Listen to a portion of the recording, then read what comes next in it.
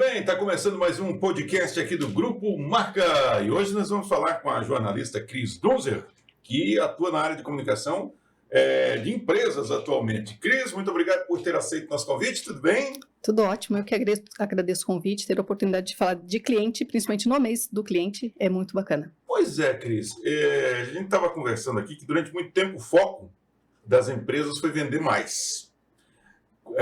Quando e por que essa lógica começou a mudar um pouquinho para retenção e a experiência do cliente? O cliente mudou de foco. O cliente ele é protagonista agora. Ele não é a pessoa que vai lá e consome o que eu estou vendendo. Ele escolhe. Então, eu tenho que ser melhor que o meu concorrente e o número de empresas é cada vez maior. É absurdo.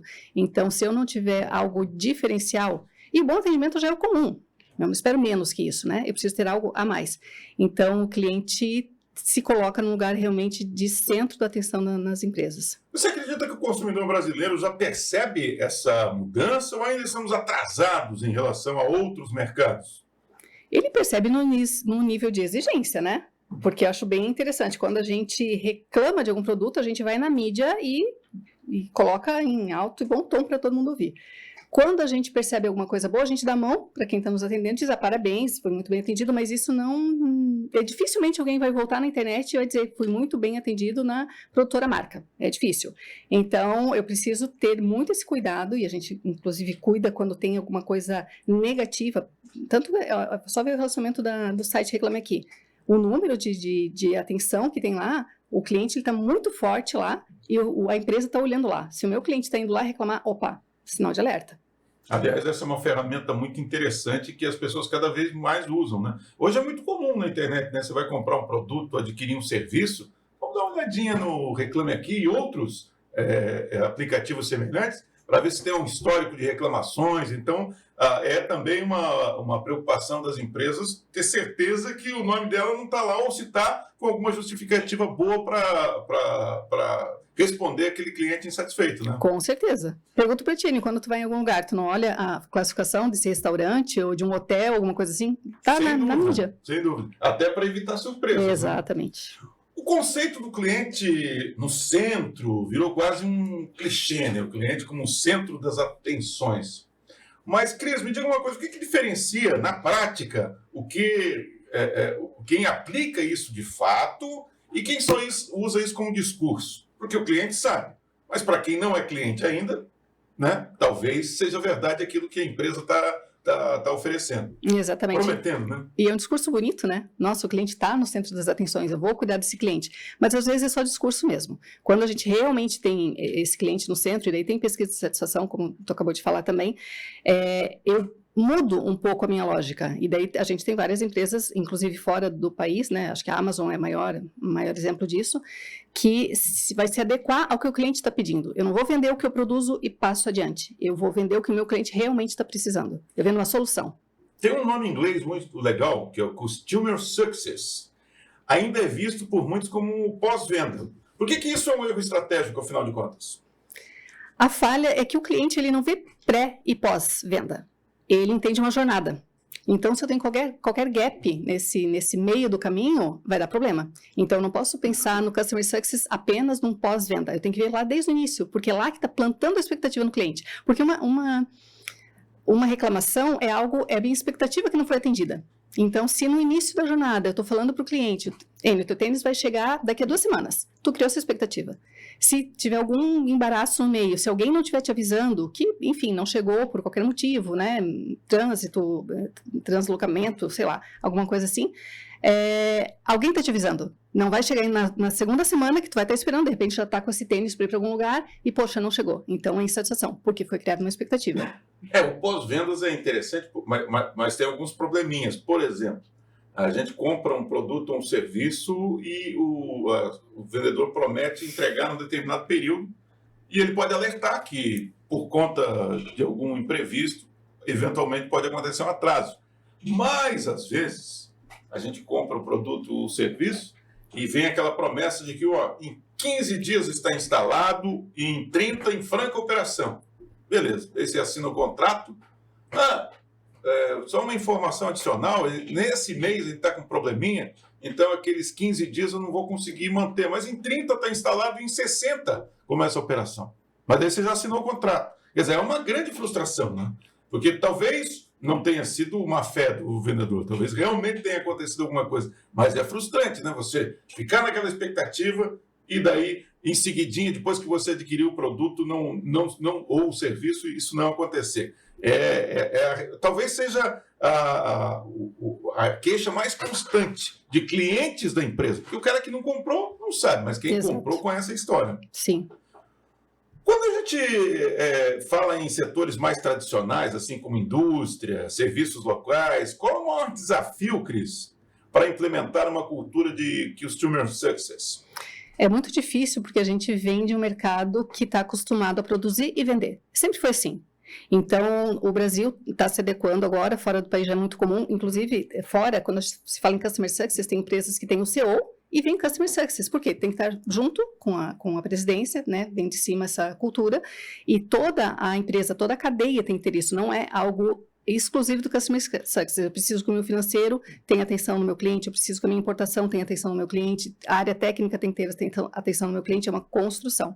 E cada vez que a gente chega no CS, em algum desses processos, porque o CS não executa, a gente acompanha toda a jornada. Então, eu sou a voz do cliente dentro da empresa. Se eu estou vendo que era para, sei lá, mandar um documento na primeira semana e eu vi que eu, empresa, não mandei, eu vou lá nesse setor da empresa porque não foi mandado.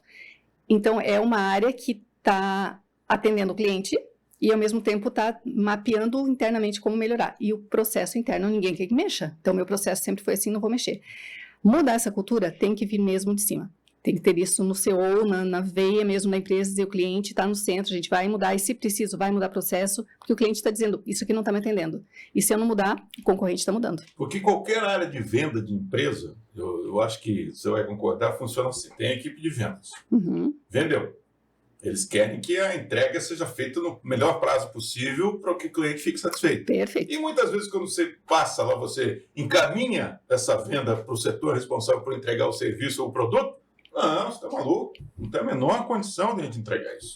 Quer dizer, aí as equipes começam a sair faísca ali, porque como é que você vende isso prometendo um prazo tão curto? Não tem condições. Quer dizer, tem que existir alguém à frente de tudo isso, né, que organize os times para trabalharem juntos, para tentar melhorar o atendimento. Agora, claro, exatamente, às vezes o problema é que o pessoal da expedição ele realmente não consegue fazer. Né?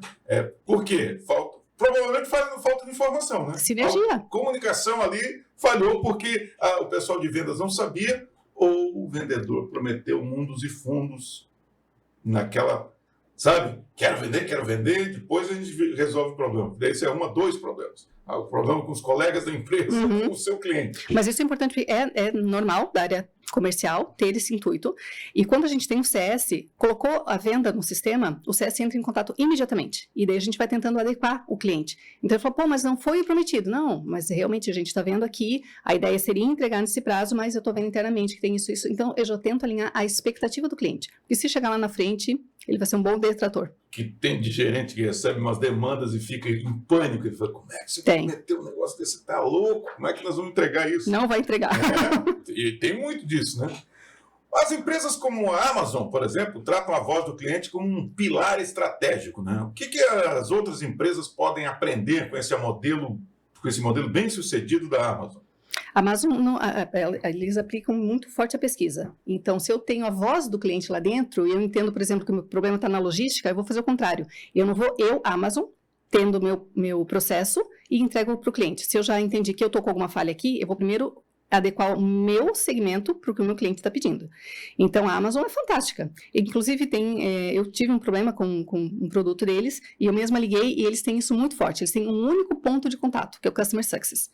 Então, assim, eu não tenho, mas é com a área técnica. Isso não é tão comum no Brasil, tá? Aí eu passo para a área técnica. Não é comigo, liga para o financeiro. Eu passo outro número e liga para o financeiro. A Amazon não tem isso. O cliente tem que adivinhar o que está falando. Né? Exatamente. Então, assim, isso é muito forte. A gente tem que ter um ponto de contato dentro da empresa. E que consiga apresentar as respostas. Perfeito, e não precisa ser imediato. Eu falei com essa pessoa e daí tem nome, não estou falando com a empresa Amazon, estou falando com a Maria e ela vai resolver um problema. E ela falou, Cris, realmente o produto está com problema, mas eu não tenho informação técnica. Vou ver com a minha área técnica e amanhã de manhã te dou esse retorno. Amanhã de manhã ela estava me ligando. Então, assim, eu não preciso ter a resposta imediata e nem preciso fazer, porque é jurídico, eu não tenho conhecimento jurídico. Customer Success não tem, a área técnica não tem. Mas eu vejo internamente e eu respondo em tempo hábil para o cliente. E a Amazon entendeu isso perfeitamente. No Brasil, inclusive, acho que a gente tem bons exemplos de uma Netflix, de um Nubank. Eles estão pro cliente. Eles estão entregando o que o cliente precisa, não o que eles querem vender. E isso é fantástico. Agora eu vou dar um exemplo para você que todo mundo passa por isso. Aí você vai comprar uma latinha de tinta para pintar algum objeto em casa.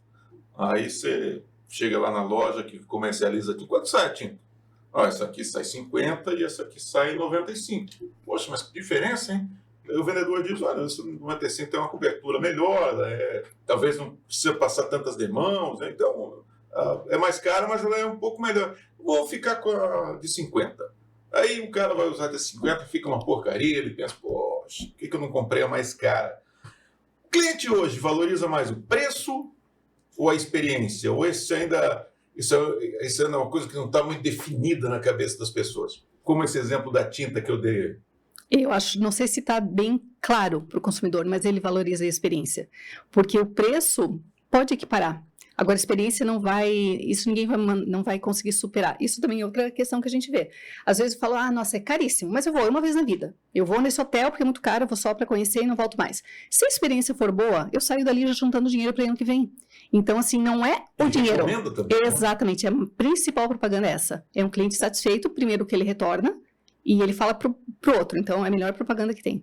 E quais são os erros mais comuns que empresas cometem ao tentar encantar o cliente?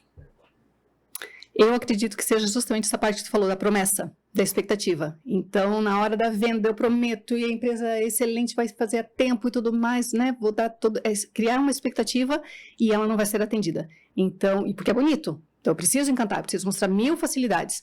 E não vai ser assim. Ou eu dou brinde. Dou muito brinde porque é legal, dou uma caneta, dou um pendrive e estou encantando. Não está encantando. Não é isso que vai encantar. O cliente vai ficar felizinho ali, mas se ele não tiver um bom retorno em toda a jornada, não está encantado. Tem uma história, pena que eu não consigo lembrar agora quem é o escritor. É o poeta. O cara estava vendendo um sítio. Ele estava ficando velhinho, ele falou, não quero mais esse sítio, eu mal venho aqui. E ele tinha um amigo que era um poeta. E ele falou para o amigo dele, meu amigo, você pode escrever um texto, antigamente você anunciava em jornal, né, escrito. Você pode fazer um texto para mim descrevendo o meu sítio, dizendo que ele está à venda? Aí o poeta falou, claro, vou lá olhar o teu sítio. Ele deu uma olhadinha. Ele mencionou que passava um rio maravilhoso por dentro. Durante a manhã o sol nascia entre as montanhas. Havia uma área com uma grande arborização. Havia frutas. A casa era super confortável, aconchegante, com fogão a lenha e não sei o quê. Então ele fez o texto e mandou. Tá aí o texto... devo alguma coisa? Não, obrigado. Ficou com aquele texto do poeta. Ele leu o texto, não vendeu mais a casa. Porque aquele texto lembrou ele da experiência maravilhosa que era ter aquele sítio. E ele falou, não quero mais vender, vou ficar aqui até morrer. Perfeito. O Net Promoter Score virou uma febre nas empresas. Ele ainda é confiável ou está sendo mal utilizado? O NPS é uma metodologia global, então, assim, é muito utilizado no Brasil, principalmente, claro, todo o país, né? Mas no Brasil, porque a gente precisa de indicador, a gente precisa de métrica, então o NPS é o mais utilizado. Se de maneira correta, se ele for utilizado, tá perfeito, porque daí eu vou ter o que o meu cliente está me passando e eu vou ter ação sobre isso, eu vou corrigir o meu processo. Agora, se for só para mostrar número bonito, não faz sentido. Mas o NPS, inclusive fora, no Brasil um pouco também, porque o NPS eu estou perguntando para o meu cliente, então, assim, ele vai responder porque ele está sendo questionado. Mas tem muito mais força uma avaliação espontânea. Eu não estou perguntando para o cliente, mas ele, por ele mesmo, ele quis ir lá e dizer, caramba, fui muito bem atendido aqui, continue, é outro patamar. Isso tem muito mais valor, não tenha dúvida. Nada melhor do que um comentário espontâneo. Espontâneo, muito verdadeiro, muito verdadeiro. Mas o NPS ainda continua sendo métrica, inclusive não só do cliente. Muitas empresas usam internamente.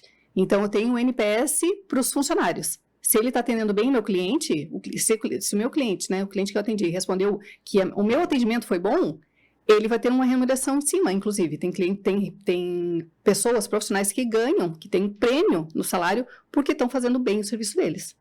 Agora, as empresas se preocupam muito com dados assim, de satisfação, né?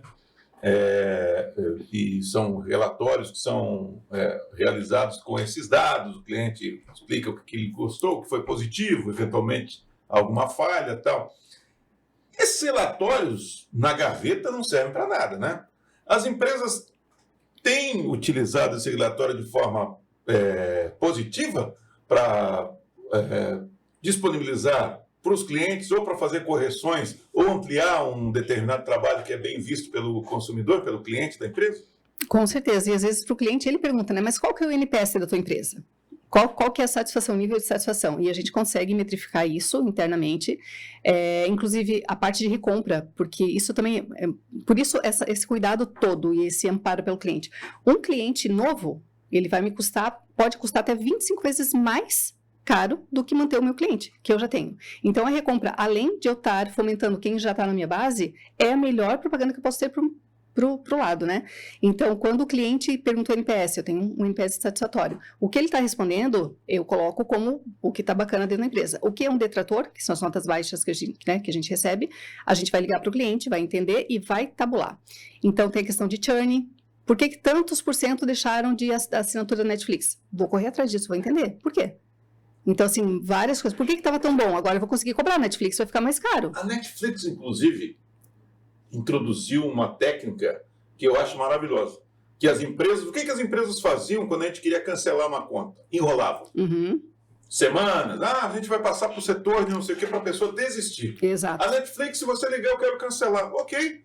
Quando você quiser reassinar, é só entrar em contato. E é fato, é na hora. Eles cancelam e depois de muito tempo, 2, 3 semanas, eles mandam, quando você quiser, tem essa promoção.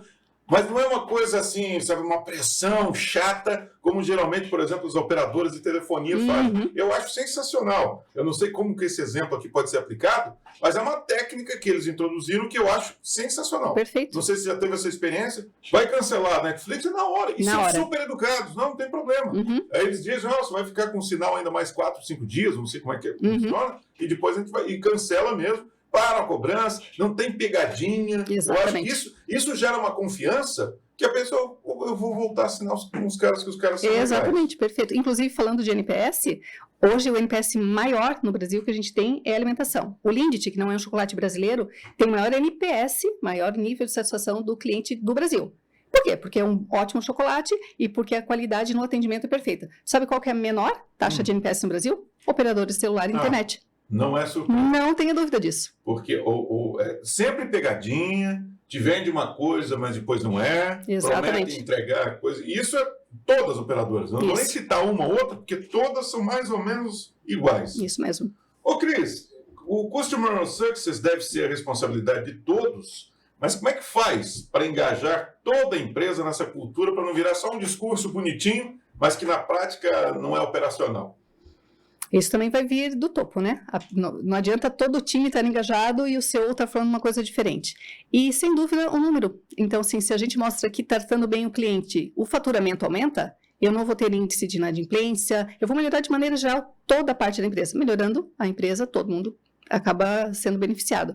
Então, mostrar com dados, porque isso é muito comum, eu preciso de dados para comprovar, mas eu preciso que venha de cima. Eu preciso que o head da área abrace a causa, eu preciso que o CEO fale, não, a gente tem que cuidar do cliente, o cliente tem uma voz muito forte aqui dentro da empresa. O Customer Success nasceu na tecnologia, mas hoje está praticamente em todos os setores. Qual área você acha que ainda vai passar por uma transformação mais profunda nos próximos anos? Eu acredito que é a indústria, porque para a indústria, talvez de todo o mercado, é muito natural. Estou produzindo, estou vendendo. Estou produzindo esse copo, vou vender esse copo, acabou ali. Hoje em dia não acaba mais ali. Então, eu preciso garantir que esse copo está sendo bem utilizado pelo meu cliente. Então, é uma mudança muito grande na mentalidade. Eu preciso, e na indústria, eu já ouvi isso também internamente, não, mas o nosso público não precisa disso tudo, não precisa. Então, todo público de qualquer coisa, hoje, o perfil do consumidor mudou muito. Então, o consumidor que abraçava o que ele estava vendo, vou comprar porque eu preciso.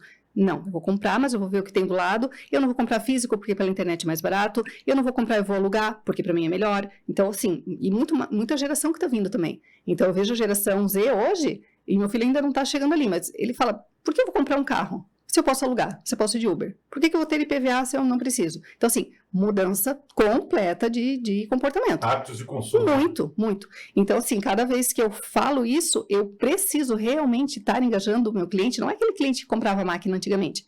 Ele compra aqui, mas o do lado também vende. Então, por que eu vou cativar e vou cuidar desse cliente para ele retornar para cá?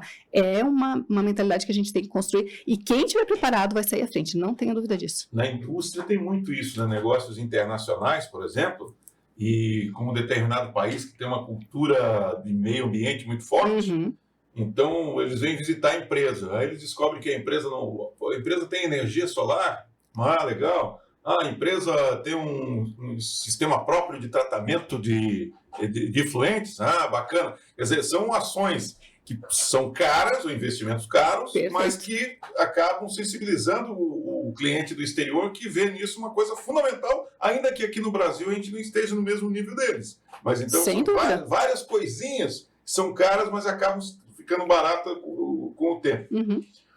Agora, no contexto industrial, Cris, onde o foco, aparentemente, é performance e resultado, como é que faz para equilibrar esse relacionamento humano com a eficiência operacional?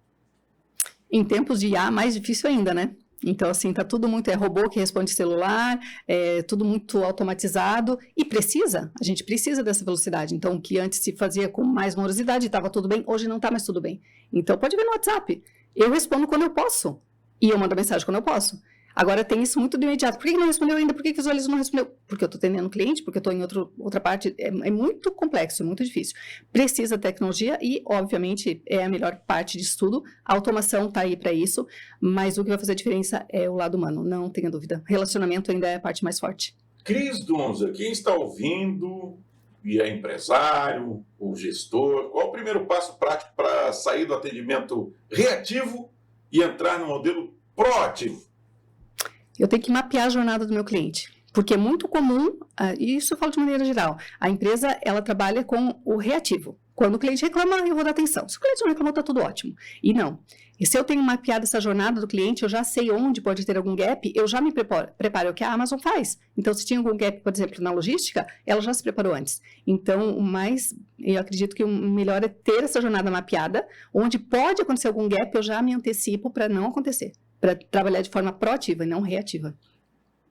Cris, em uma frase, empresa que não coloca o cliente no centro hoje está correndo qual risco amanhã? Risco desse cliente encontrar do lado, na concorrência, uma empresa que está colocando ele no centro da operação. Fica a dica, então. Jornalista Cris Dunza falou conosco hoje aqui. Obrigado, volte sempre. Eu que agradeço, ótima oportunidade, principalmente hoje, né? Mês ainda do consumidor. E é o que a gente tem na frente. Todo cliente, toda empresa vende. O relacionamento faz a diferença.